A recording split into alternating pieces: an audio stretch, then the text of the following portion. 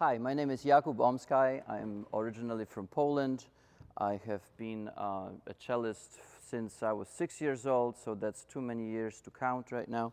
I've been in the United States for 30 years plus. I've had interesting, many different lives in the United States, and this is my first formal reintroduction to the stage, and in a lecturing or presenting role since I recuperated from a bit of a brain damage that I had during a car accident. Could you speak as clearly and project as well? Sure, I will try to project. Maybe a mic would be helpful too? No mic. Okay, forget the mic. Okay, I will project and I will be slower for you. Absolutely. So I'm delighted to be here and welcome you, however you are, to this exploration. So the first, a bit of good news, this is not a lecture, so you don't need to escape, hopefully, during it. And it's more of an exploration, and I hope to leave you with more questions than answers. So if I did that, then that was an accomplishment. So the question. I'm originally from Poland, the little country that was the reason for the Second World War, I was told. So my relationship with Wagner and with Germans is complicated. The first question that I want to ask is, what makes a sound German? Because this was an obsession for Wagner, and it was an obsession for many people, a national character of sound. So there were French musicians asking, what is the French sound? What is the, Germans were asking, what's the German sound? So it's a bit of a paradox. It's kind of like me asking, is my makeup masculine enough? So, let me ask this question a little different. Does this make it any better? So do I look more tough, or more masculine, or what is masculine, right? What is to be the man, or what is to be representative of things, So, first of all, let's start with the fact that there was no Germany. I mean, at the time of Wagner, for the first part of his life, there was many different princedoms, fiefdoms, and states. In one of them, the most significant, of course, as it turns out, was Prussia. And Otto von Bismarck managed to entice the Germans to create a German state in 1871, based in a very ill-started, ill-fated war with France, and unified Germany and kind of put a state stamp of approval of the idea of a German anything, right? That now we can talk about the German state. There was no German state. There was very much like my pants. It was a mosaic of sorts, right? And the first composer that was incorporated into this new ethos of Germany, or German culture, German sound, was Bach. Bach was discovered and performed again after about 100+ years of neglect by Mendelssohn, a Jew. So very interestingly enough, that was reintroduced, and now we have kind of Bach revival, and we have pieces performed by Bach, and there was no continuity of sound tradition in Bach performance. So we had Bach, who composed in a very locale specific and a very specific way, with a very specific sound in mind, for wherever he was. If he was in Köthen, it sounded like a Köthen court sound. If he was a cantor at St. Thomas, he would be having the church sound of that particular locale. At the time of Bach, we had as many sounds as there were sponsors. So we had, for example, even the tuning itself, the traditional tuning nowadays that is, about 440 or 440, ranging between 440 and 444. For the A, it varied from church to church to the point that it would some of the organs would be tuned at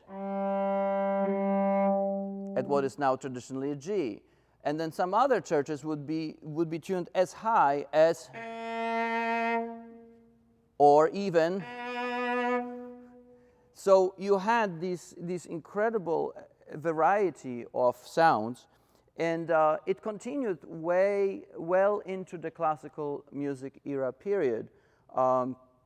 Mozart writes to his father frequently, "I am going to do something different here, What do you think, Dad? I mean, I'm going to, Paris audience is used to this kind of progression. I'm going to reverse it and see what happens, right?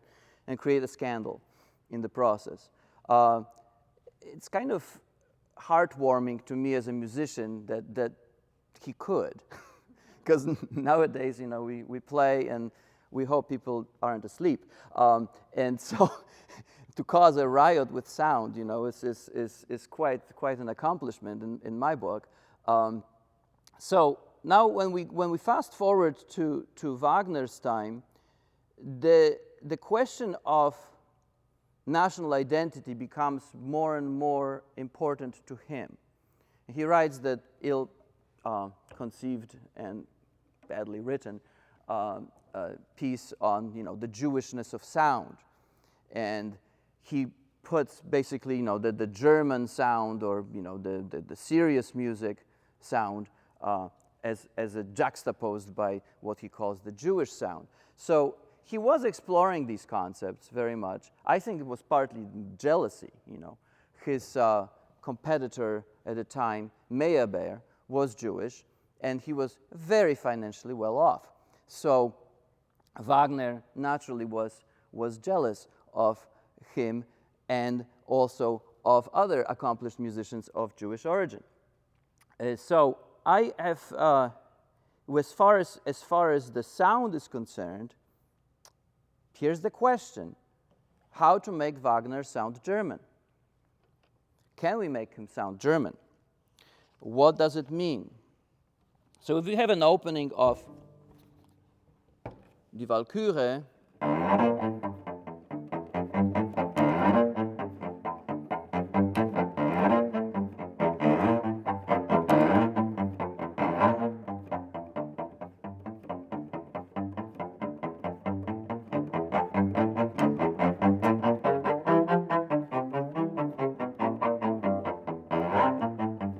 and so forth and so on. What does it portray? It portrays a storm of sorts, right? It brings an idea of something very stormy, very much like Beethoven's Pastoralsymphony, the very famous passage in the Pastoral Symphony that is viciously hard to play. The idea is to portray a storm of sorts, to portray a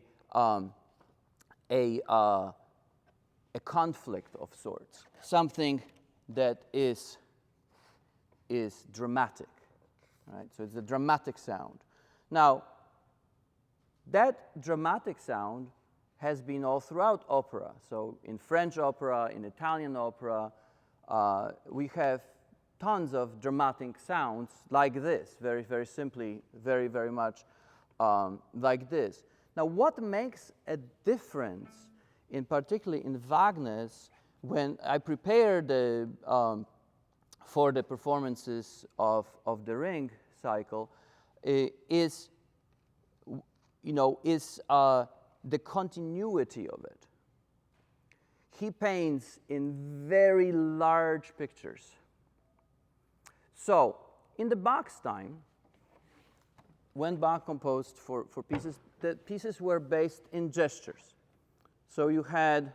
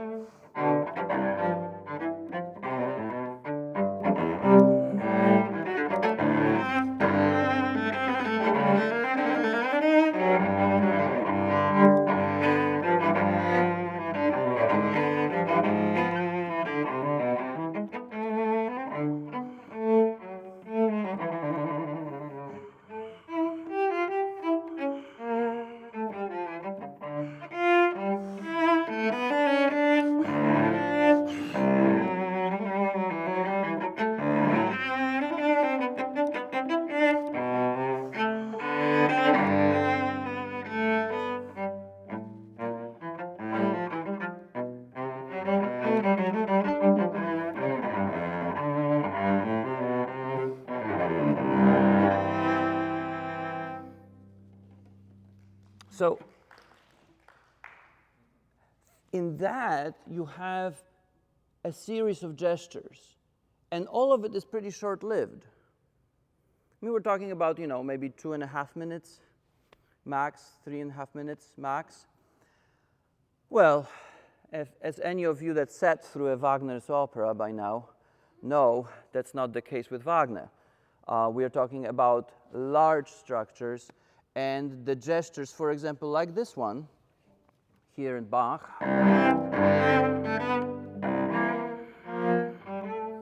That's it. Then we have the new gesture. Then we go back to.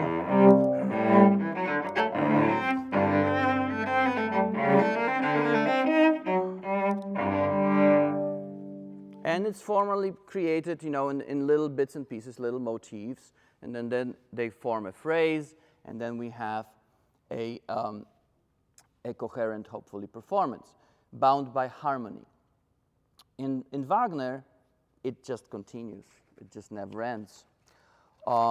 It has the quality of through composition that is very uniquely his. Add to that the harmony of Wagner, which is very chromatic and always leaves you hanging. So Bach resolves things, and then we go, yeah, it's gonna be, right? And then Wagner, it would be probably something like,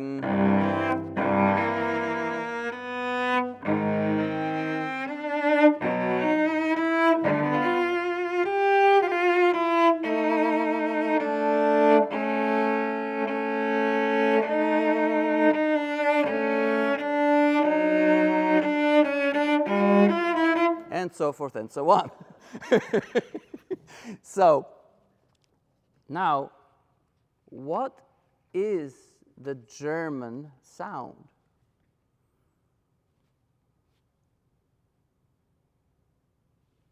What is it? Is it Bach's?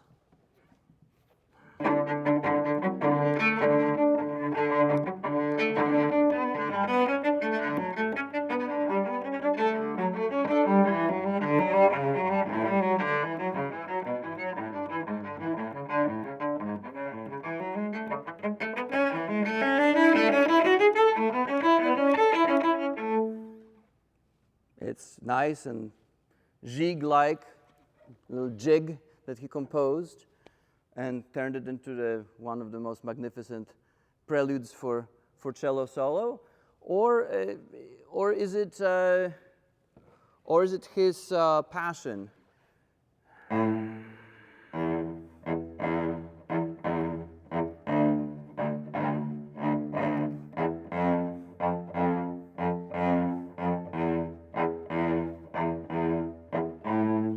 What constitutes a German sound? I don't think Bach would be actually occupied with that question. Wagner very much is. For him, the German sound must be inextricably linked to certain seriousness of tone. That means that, in Wagner interpretations, what we have is a very concentrated sound. Whereas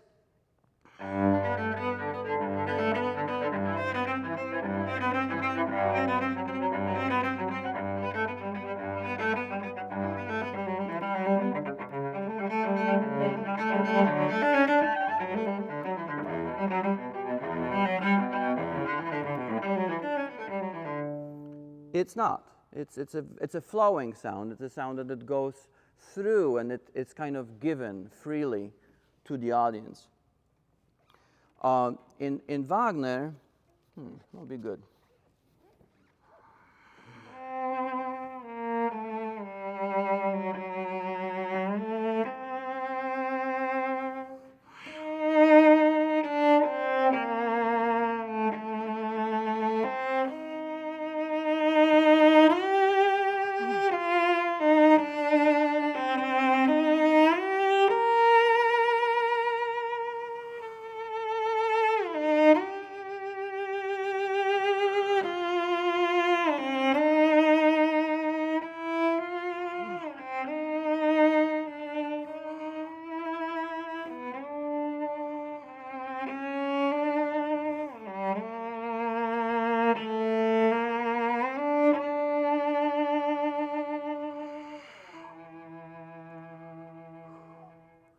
So everything is very concentrated.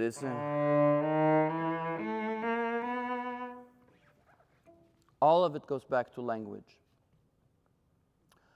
All of it really points out to the uniqueness of German language as language. Bach composed in many styles. His suites were composed in primarily in French style. So you had an elegant sound, a sound that is light, sound that is very, well, French. So, parlez-vous français? Je parle pas un peu. Everything is in front, everything is out, everything is light, right? Very different than English, which is very much in the back of the throat and in your mouth, kind of like you're having a mashed potatoes, right? It's a little bit more of that. So you can recognize American sound anytime. And then you have the German. There's a delightful YouTube series on German as compared to other languages.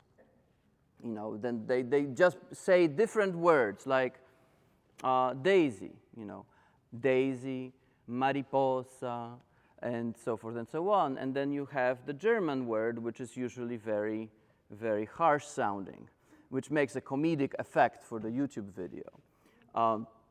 So, you have a hospital, Hospital, Spital, and then Krankenhaus. So you have the concentrated quality to German language itself, right? Of course, without this being a parody of itself, we think of German mostly because of that. We are conditioned to think that. We're conditioned to think of German as a language that is harsh and very militaristic, right? It's very well organized. It's a positional language. It's very hierarchical. And therefore, also those of gender studies will assign it a term masculine, right? It has a quality of, supposedly, quality of harshness. But then we have Heine.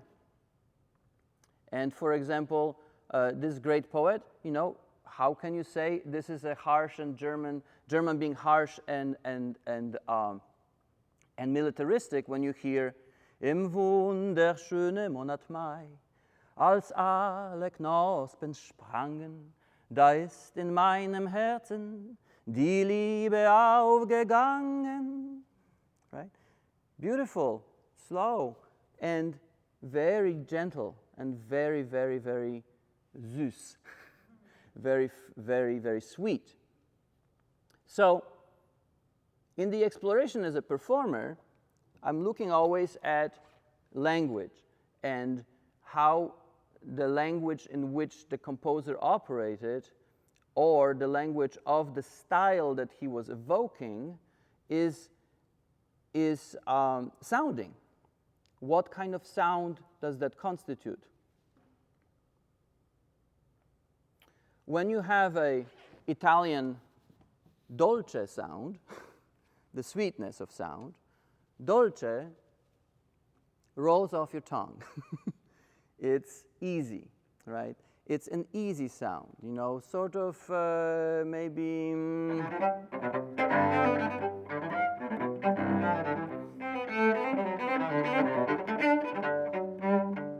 something nice, elegant, and fun, and fluffy, right? When you say süß, which is German for sweet, you have a sudden concentration of sound. Yes, süß.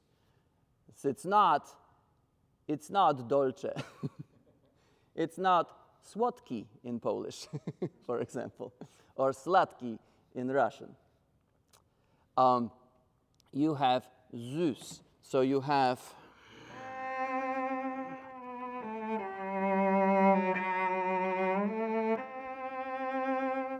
which is the continuity of sound, and the sustained tone is the quality that comes directly as an effect of that.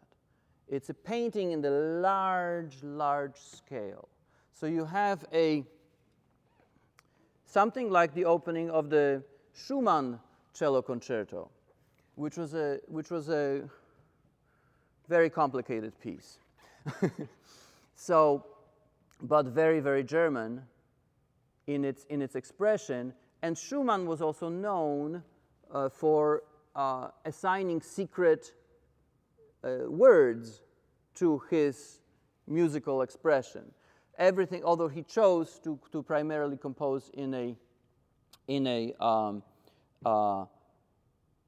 for instrumental music, and instrumental music being not with words, there were definite phrases that come from the word. Like, for example, "Oh, mein süße Clara." It's a typical word assignment for many of his compositions. His cello concerto opens with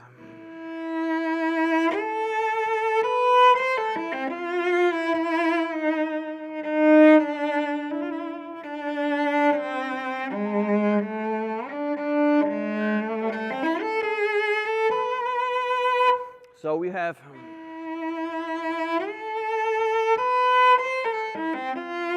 Süße Clara.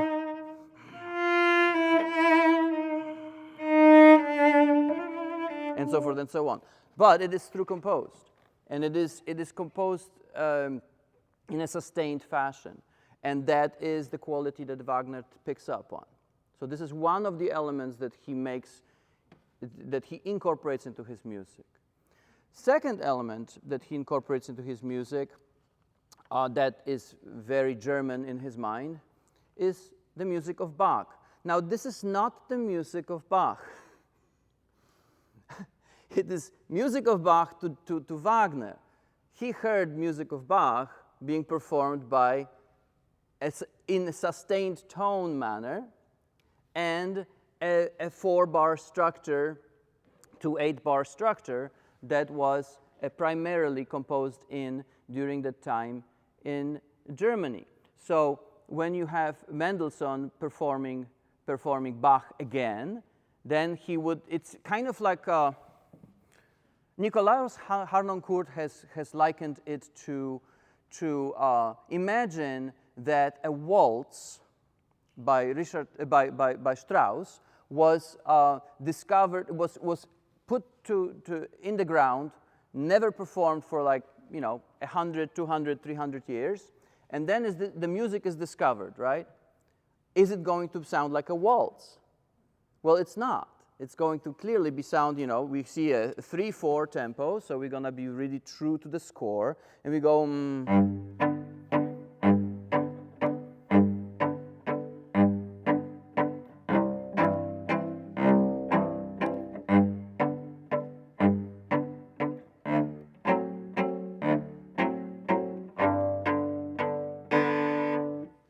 if we are lucky, right? Because possibly it would be more like,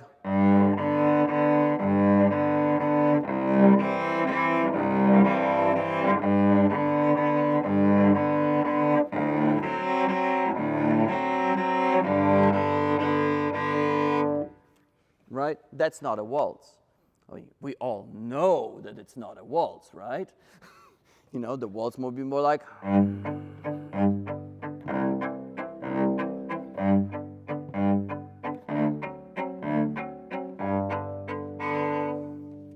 and that's the waltz. So we are dealing with Wagner hearing sound of Bach that is not really the sound of Bach. Interestingly enough, his hearing of sound of Bach and the way that people heard Bach's sound and associated with German sound would be, to use the example that I've played before, the saraband from the third suite for cello solo would be something like.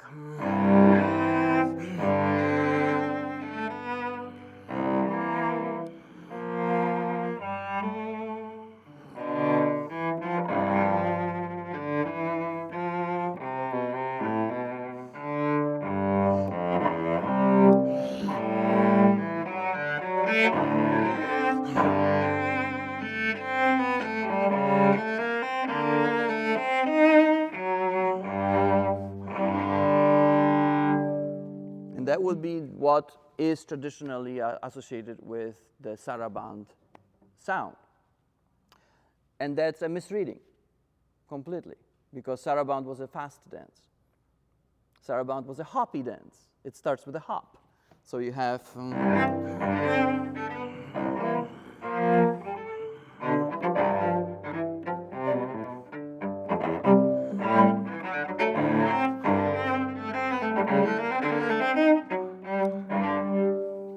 that would be more saraband than what I played before.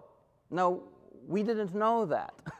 Nobody thought about it. Everybody associated that previous sound as the Bach sound. That's how Bach should sound. So when Richard incorporates Bach chorale as the second element of a German music, you would have that highly concentrated kind of sound.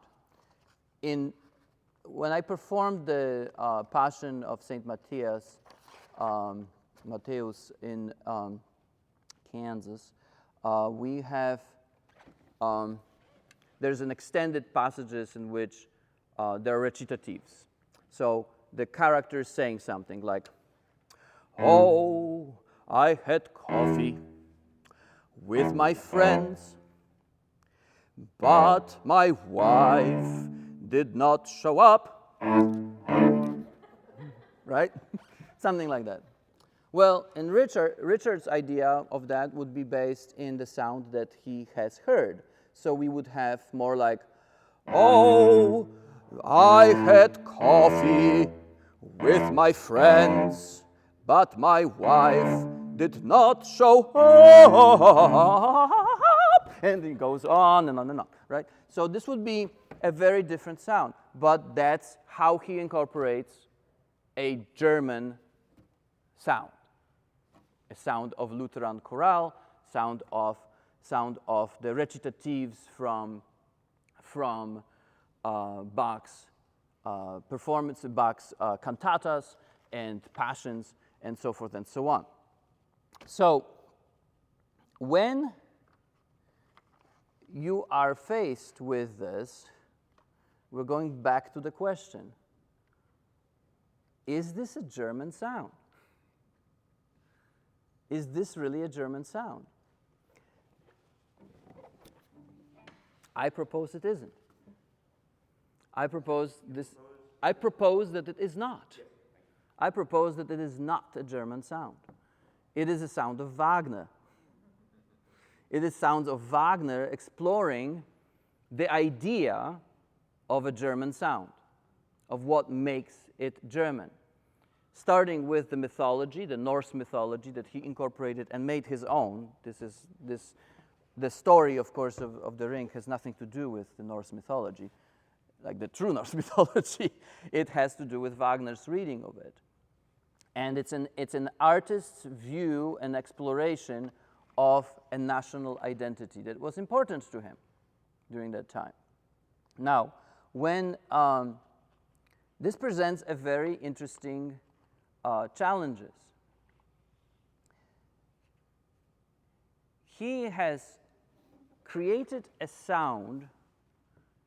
Wagner has created and more of a, what's the word for it? He created a concentrate of sound that was unlike anything else, specifically for strings, since that's all that matters to me, clearly. He created a sound that has not really been employed over a long, significant pieces like he did. That's a concentrated sound. That's a sound that is very much like the horn. So when I say very much like, I mean, cello is a very versatile instrument. It's the best instrument there is. So, that's clearly, right? I mean, that's why you're here, right? You're all supporters of cello, right? You know, of course.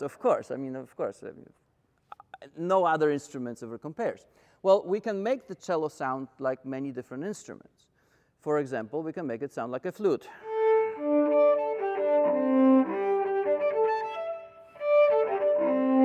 Or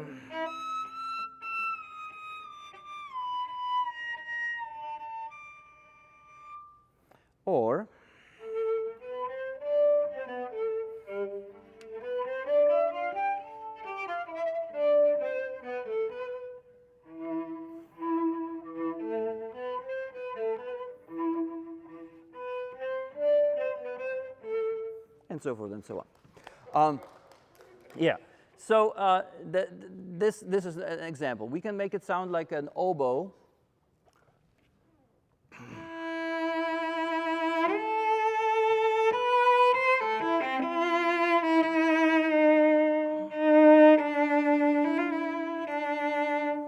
For example. Or we can, in case of Wagner, we can sound it like a horn.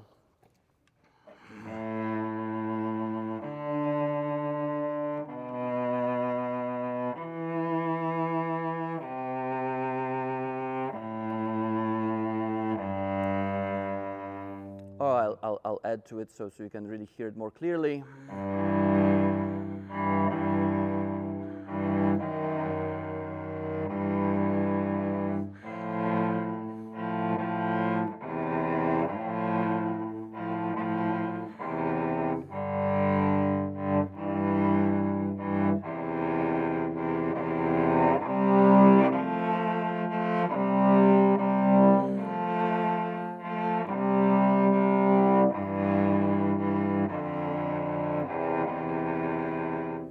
For example.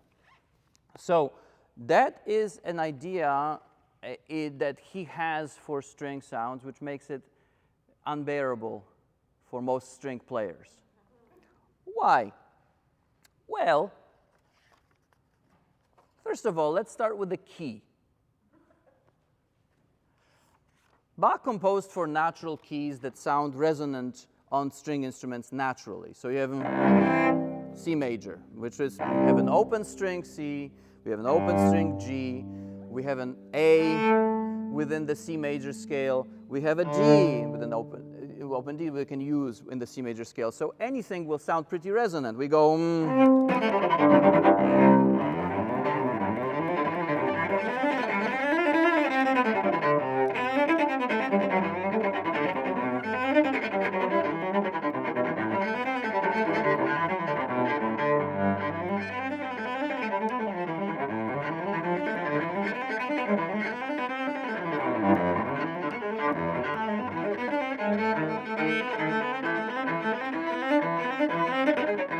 and so forth and so on. So everything sounds pretty natural and it's open. It's kind of an open string sound. Then Bach will compose occasionally a piece in E flat major in which the cello is played. So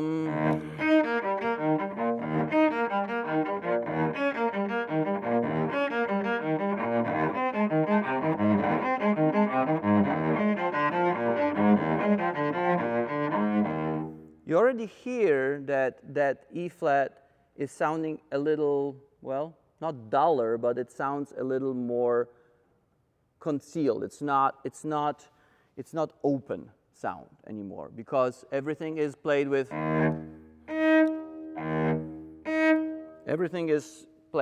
the string depressed by the fingers. So that's a natural muting of the string that comes from this finger itself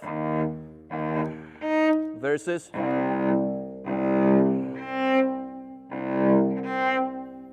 therefore less resonant than, and in Bach that's particularly challenging for us. Any piece of Bach that is composed in an other than an open string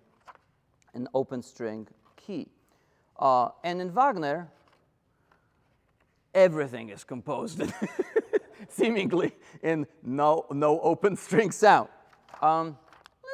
Let's find a particularly nasty passage.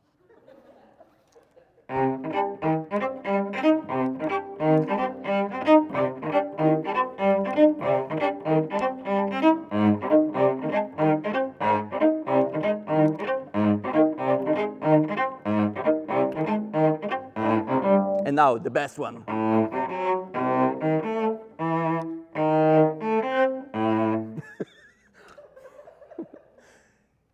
It is crazy difficult for us to make it. That's why we require such large forces. Why? Because there is no natural resonance of the instrument that can be relied on. Bach could have written his recitatives with cello being just one instrument. Cello or a bass or a bassoon, and that would be enough.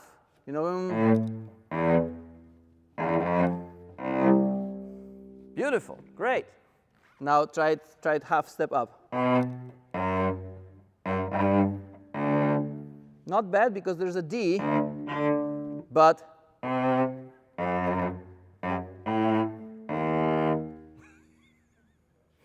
doesn't really work with one instrument. Therefore, you have a blended sound that is required. Now we have a blend of, 10 cellos. And that is the sound. Now that's the string sound. So what happens with Wagnerian writing is he creates a sound that we now associate with the string sound. We as audience expect that sound. In fact, that's the sound of everything that we hear right now.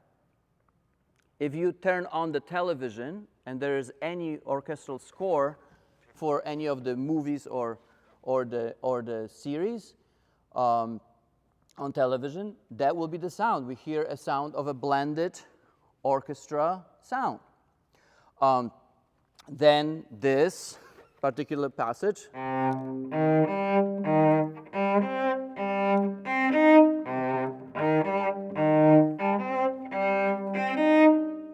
can sound like that easily because it is now having a power of 10 cellos within it. And together, clearly enough, or strangely enough, they do sound like horns. So you have them.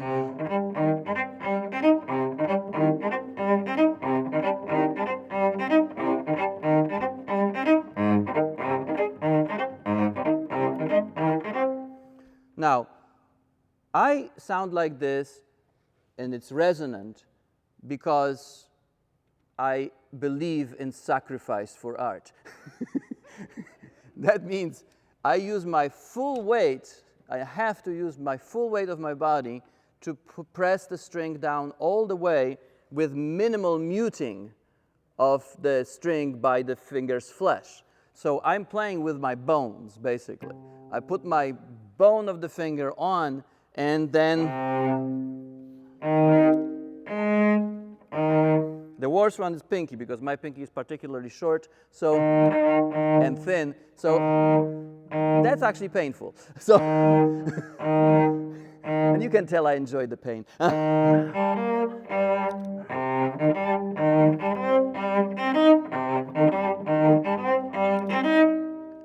That's the only way to make it sound like this. Now, if we do it up tempo,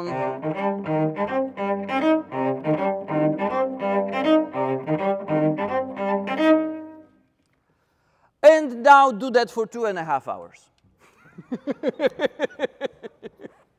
So, when you see, when you look into the pit of opera, the opera pit, and you see the players, they usually look something like this.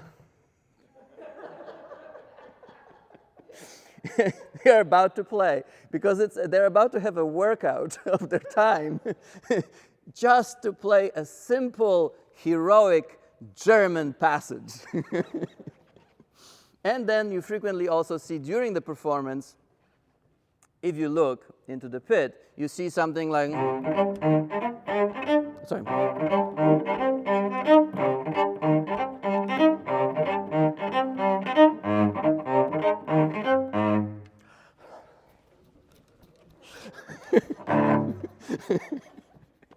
Because we all are tired.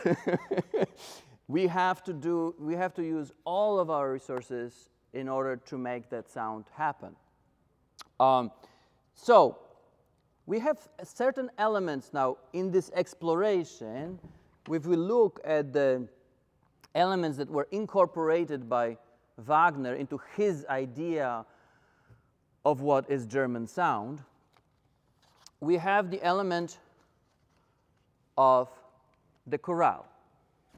So the religious music primarily, Lutheran in its basis, and it's in Wagner's idea, it is more of a concentrated sound.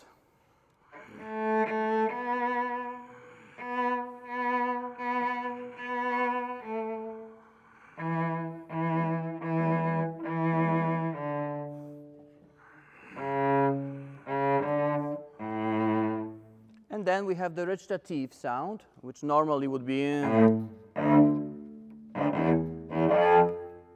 But in Wagner's idea, it's.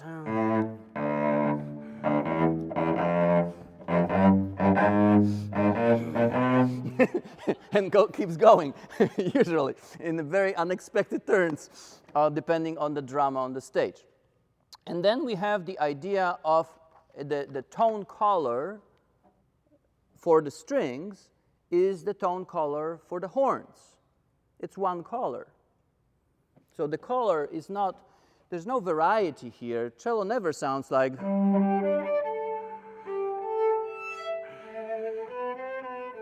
Not in Wagner. There is no harmonics, there's no flute sounds on the cello. It is.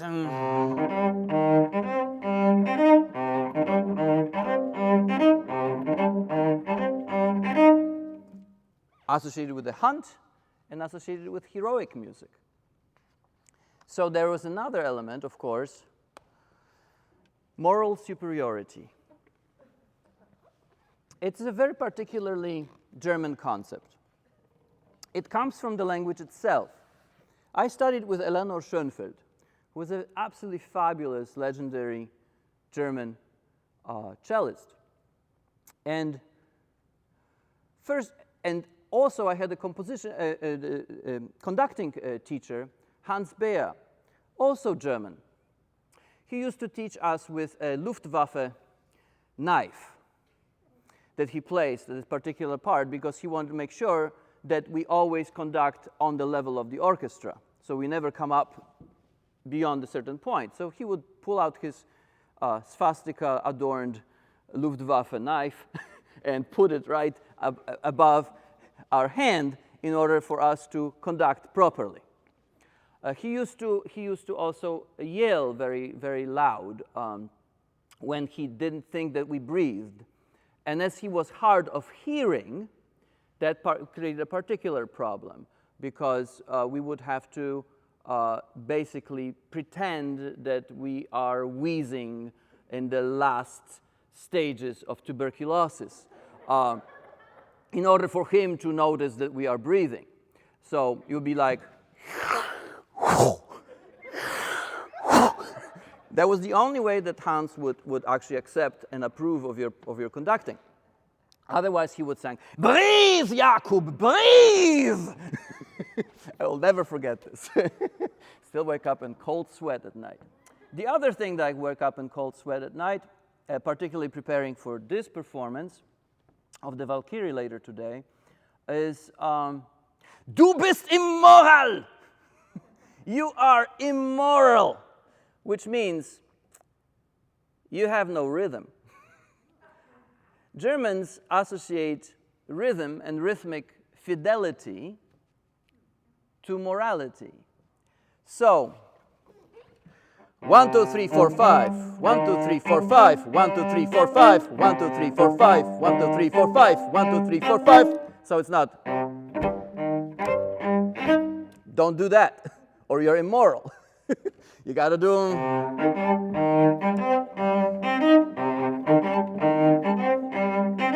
It has to be exact, which is the word for it is deutlich. Now, that sounds very familiar, right? Deutlich is Deutsch. Deutsch means true. So Germans think to themselves, of course, as true. They are true, Deutsch. They are the real truth, you know. We have those now in the United States. Say, you know, their truth is the truth. So we have the element of moral superiority, right, to it, naturally. So you got to realize it correctly. If you play out of rhythm, you're immoral. And I'm sorry, Hugh. Mea culpa last night. I was this one place I did not play the dotted rhythm as specified. It was not a triplet dotted. It was just dotted, and I took a liberty, you know, on that. So I was proudly immoral. Yes, please. There are comments by Wagner himself on the correct way to play the rhythm of the famous Rheingold Bach. He explicitly says, throw away the 16th note, the Sechzehntel, right? So that is, do not hang out, don't count it. He says, aim at the big beats and gallop is basically the instruction, right? So I used the wrong example. Thank you. Yeah. Very good. All right. So I am totally immoral again. So, you know, at least I'm consistent. All right. So coming back to this, you have now. Why is Wagner saying that, though? Why is Wagner specifically saying this? Because he's trained his musicians already in being deutlich, in being true. So he knows that they are all going to do that. Now, what is he after? He's after a heroic, long phrase. So he wants this to be for next hour or so, right? He doesn't want it to go concentrate on or he doesn't want that. He wants and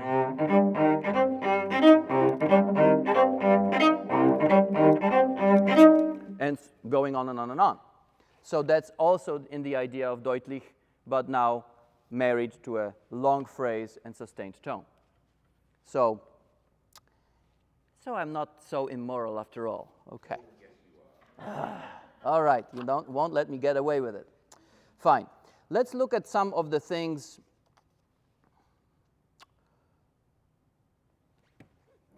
Gestural music.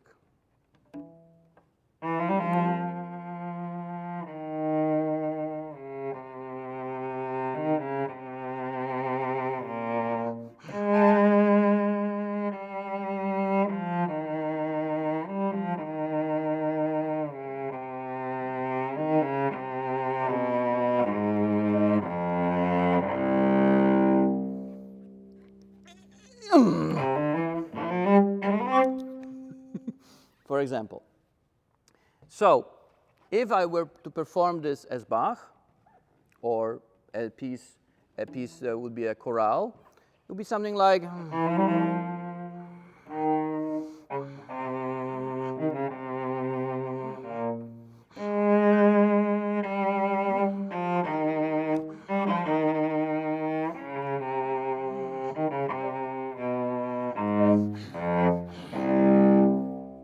So you would have a pace of some sort, and it would be more walk or a dance, right? Inspired. When you have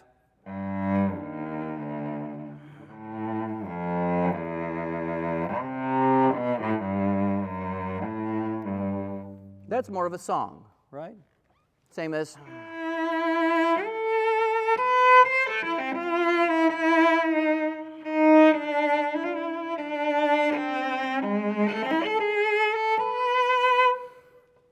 a song, an idea of somebody saying something or speaking or singing. And for Bach, it would be more dance, like.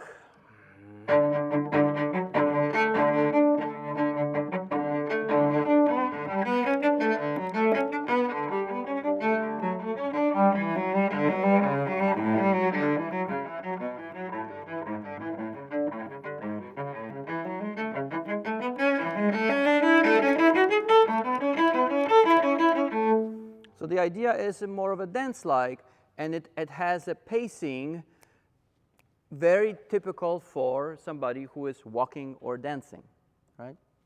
For Wagner, it is a song, and it is not a human song.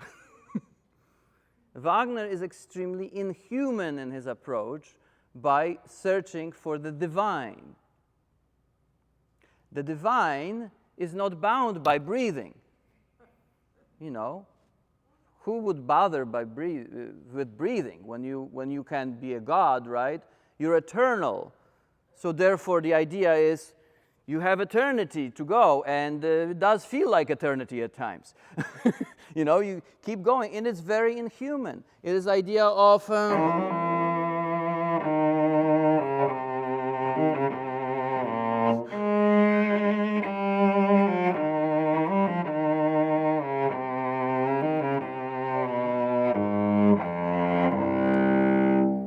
Now, Jenna just left, but you know, she's probably the only person I can think of that could actually sing this. What I just played, with this continuity and on one breath without taking a breath. Sneaking breath in Wagner must be really an interesting exercise, isn't it? Because it is all these long phrases. It is this incredible long sustained tone. That's a very unique for him. And that is also what forms his idea of German sound. That is the search for the divinity, moral superiority, a heroism of certain sort that is built in within that. It is die Walküre. It's a heroic trumpet and horn sound, going on a hunt, and so forth and so on. Now,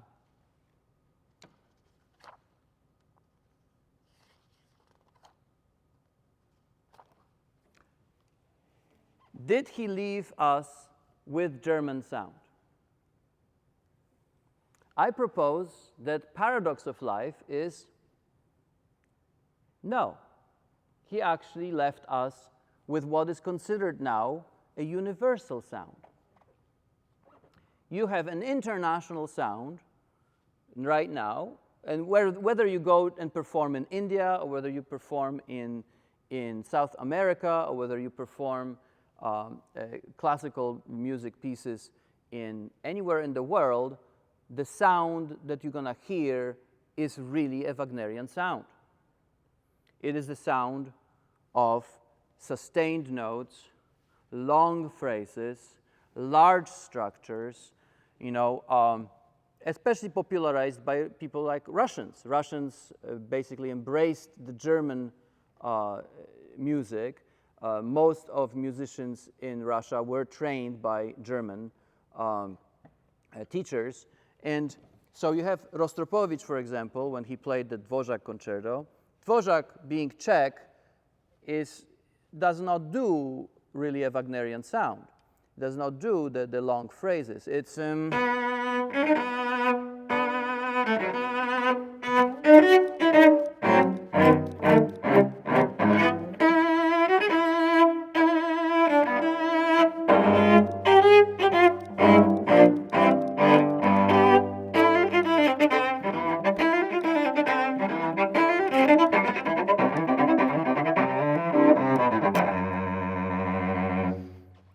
so has the sustained tone, has a sustained phrasing, but there is a gesture to it.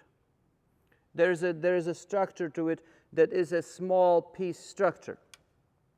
When Rostropovich plays it, is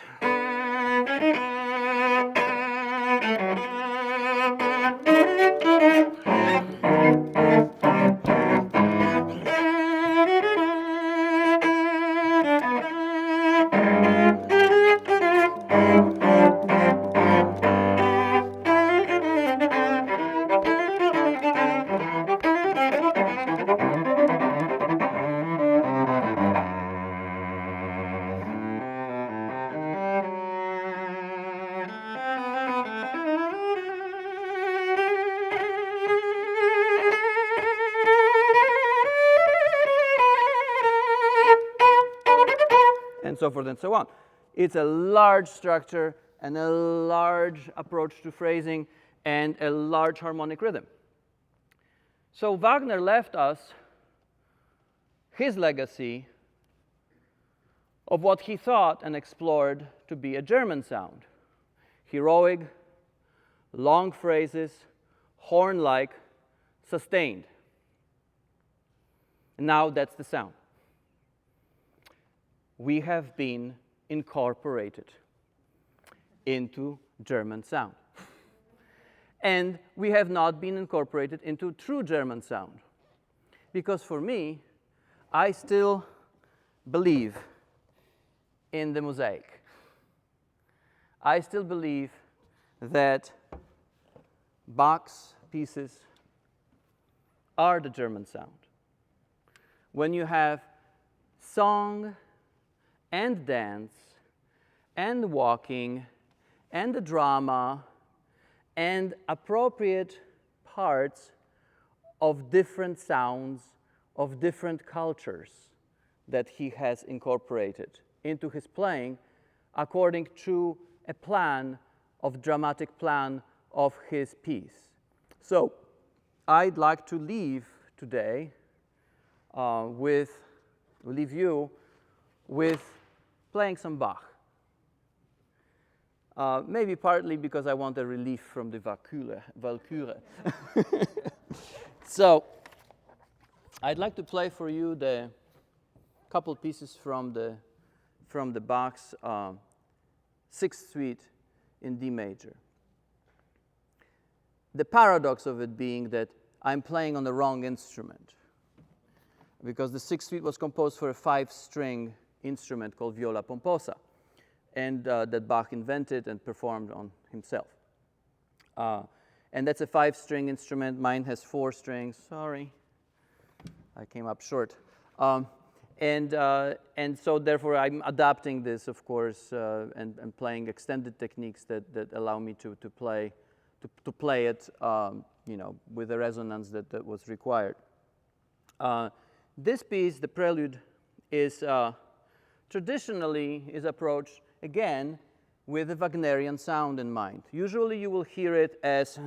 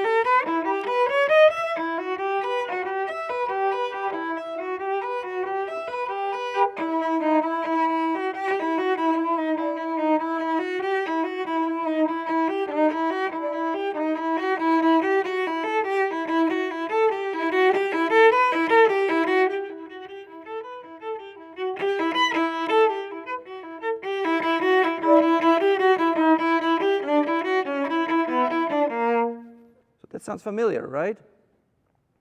That should sound familiar. That sounds very much like Wagner. And that's what is the standard interpretation. If you go to any conservatory right now, you'll be told that that's the right way to play German music, and in this case, Bach's music. However, contrary to all of those Wagnerians that we have right now, Bach, it's a dance. It's a jig. He loved two type of dances, both condemned by Catholic Church and put on a blacklist. One was the jig, very fast and fun. And you know it, of course, from the Irish tradition and the British tradition of the jig.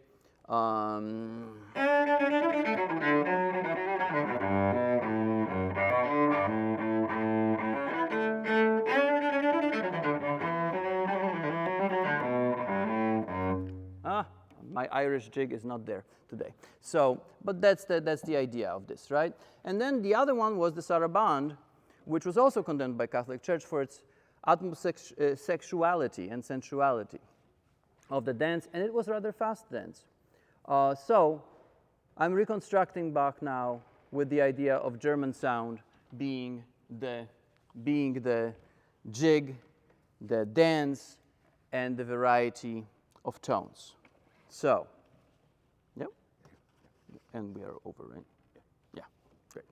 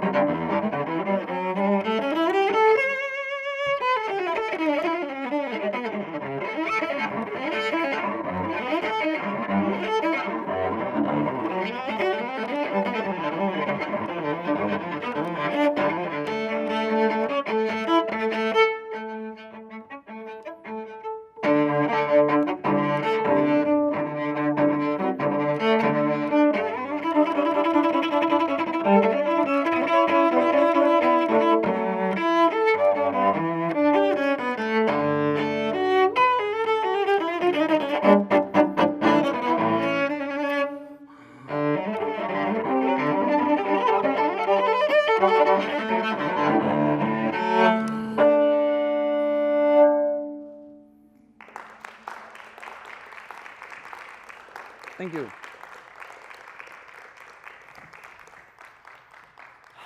would like to give everybody a break before our 1 o'clock midday should you choose to attend. But I'm sure there are going to be some comments and questions if you'd like to handle them with Jakub now. Perhaps not? I do.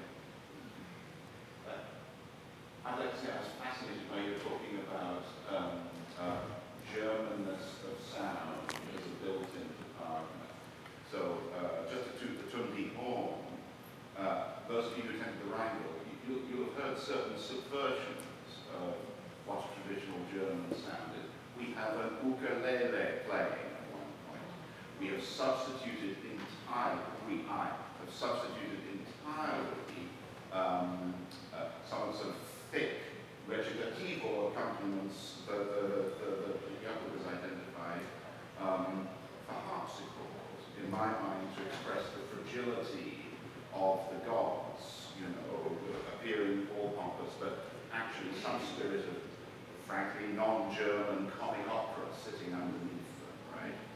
Of course, they're going to take themselves really seriously, as in any true comedy, but the environment then becomes a little bit comic at their expense. What's the other example?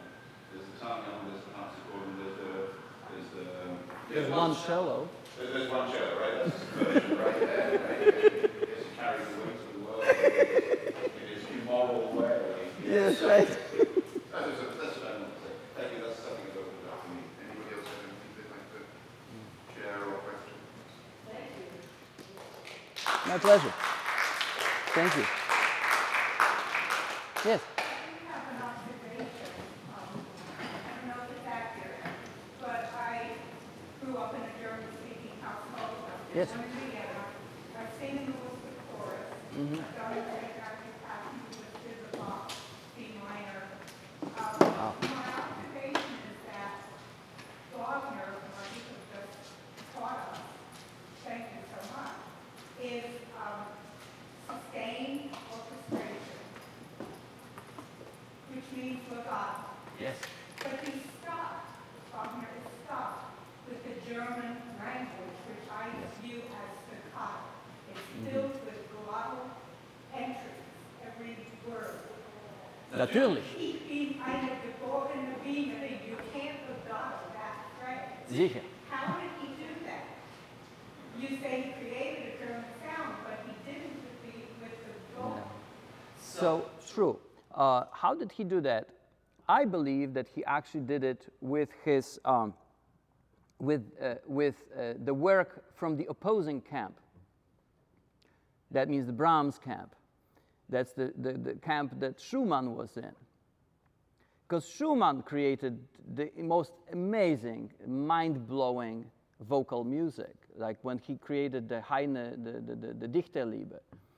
I mean, it's insanely gorgeous and long and sustained. Im wunderschönen Monat Mai, you know, the Heine songs that he chose for that. It's perfect.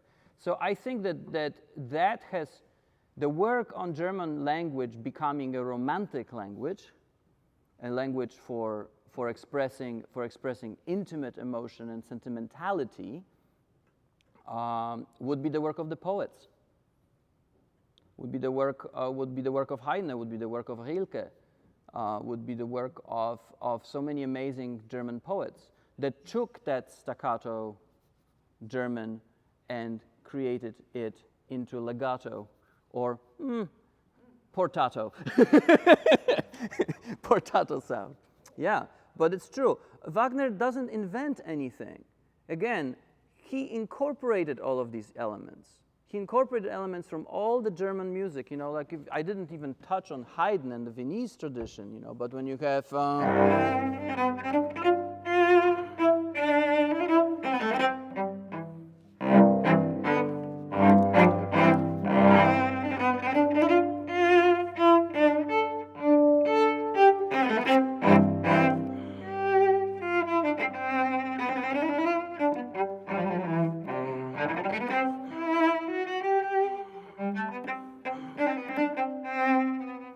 that's Haydn, that's German speaking.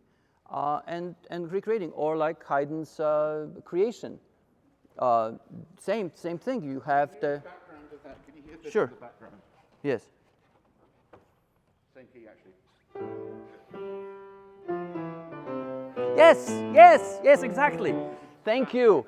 Exactly, that's the idea. And that's how he incorporates the Viennese part of German, the idea of being pan-German, right? So now he incorporates it all into his thing and creates a sustained tone. But no, he was not the first, and no, he was not the inventor of it. Definitely, it's all the different composers that preceded him and were his contemporaries, and at times the ones that he was in direct opposition to, or at least they were in the opposing camp, because, you know, Adorno, can I say? And before Adorno, Hegel. The idea of the spirit of history that travels consistently from east to west, but then diverts north for some reason and lands in Germany for about 200-300 years. So I think that's the key. And like Wagner is not an inventor in this particular thing. I mean, he's inventor in many ways in sound, but he's not in that. He has incorporated all of the different works of composers preceding him and living at the time. Yeah, my pleasure. Thank you. Yes. All right. Thanks.